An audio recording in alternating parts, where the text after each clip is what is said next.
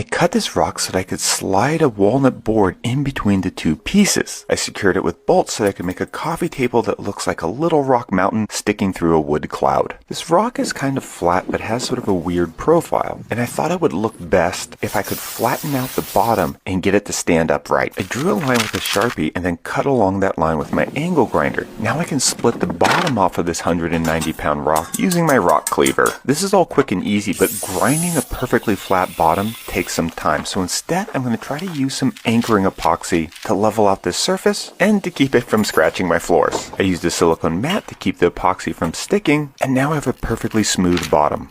I used scrap plywood to make a jig so that I could draw a level line all the way around the top of this little stone mountain. Some of the edges of the stone are thin, so I have to be careful not to shatter it. After a little more grinding, I'm ready to add the wood to this rock sandwich. This walnut board is 1.5 inches thick, and I started by drilling some big holes, followed by some smaller holes. This way the heads and washers on the bolts that I'm going to use will sit below the surface of the table. Not only can you cut rocks with an angle grinder, you can actually drill holes with it as well.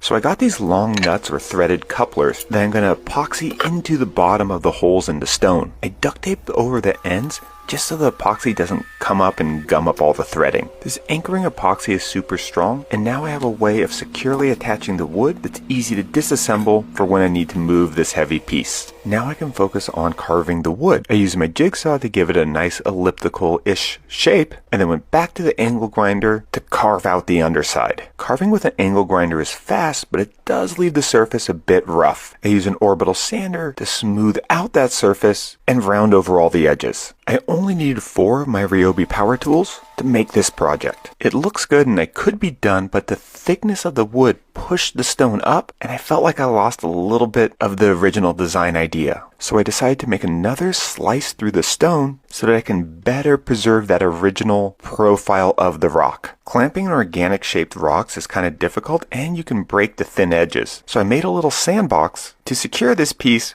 while I made that final slice.